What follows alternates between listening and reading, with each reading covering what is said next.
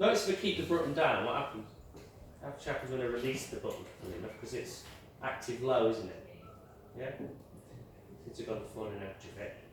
We come back to that. If I keep pressing the button, you'll notice I can't interrupt the interrupt. Okay, if I keep my finger on the button, it doesn't keep doing it. Yeah, that's important.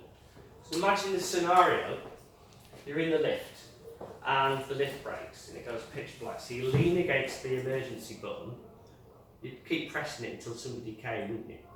Yeah?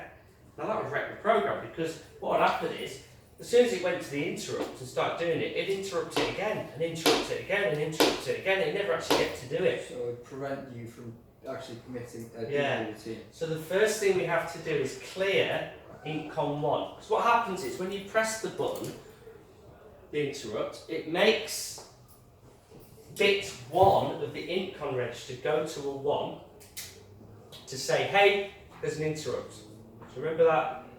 You've got global interrupt enabled and you've got the external interrupt enabled. Look, pin 1 is a flag called the interrupt flag. We go back to here.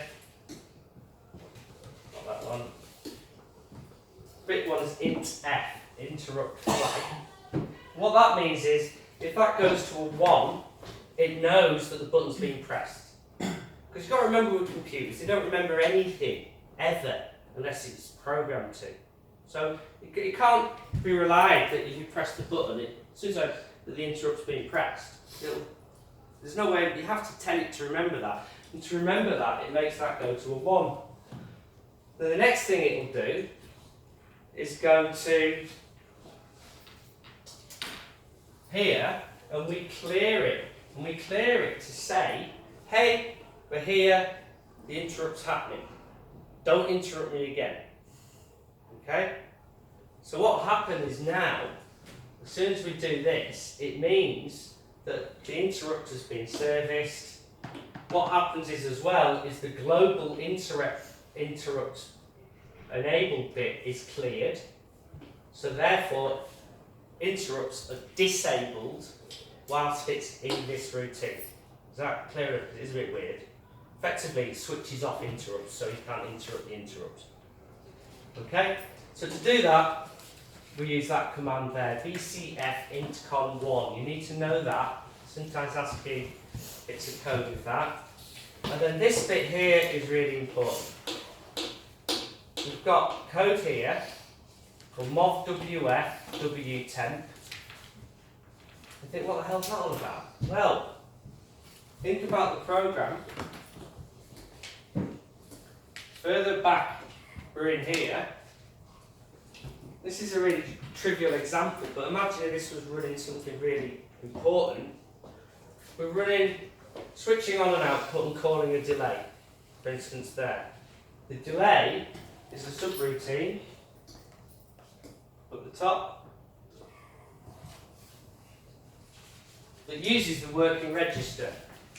It loads number 10 into the working register and then counts down from 10 to 0. When it gets to 0, it goes back to the main program. It's just a delay subroutine. Now, what would happen if you then interrupted that, okay, and then went to... The next delay would be longer.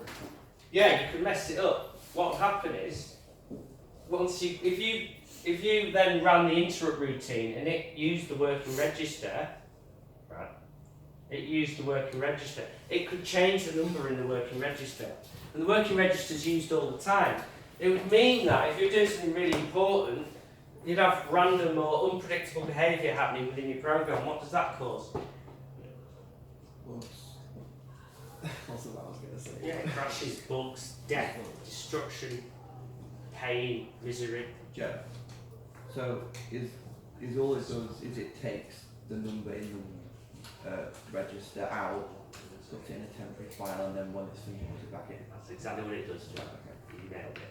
Okay? It copies the working register into a temporary file called wtemp, does the program, and at the end restores what was in the working register back into the working register. So there's two lines of code to do that, movwf wtemp, which means move the working register into the file called W10. That could be called whatever you want. Okay, but we've declared that name right further back at the beginning as a memory location. Doesn't matter what memory location, it's just a memory location. It then does it uses the working register here to load the pattern in, for instance. That pattern's using the working register here. There's that pattern, then it does it again as a delay. So the working register gets used loads. And this makes sure here that at the end, the same working register value is loaded back into it. Now this bit of code's a bit odd because it's mov f w10, 0, which isn't easy to remember. Mov f w10, 0, and that restores the working register. And here follows the last line of the electronics course, really, we're right at the end now. So the last thing that you need is this little fella, rectfeed. Okay? Rectfeed means return from interrupt and enable interrupt. Rectfeed.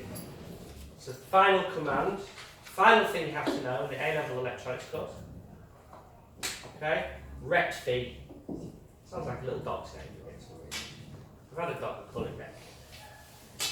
Okay? Well, what that then does is goes back to the program. So if it's halfway through one of these little loops, you should be able to see that if you can get it to do it halfway through, you should return.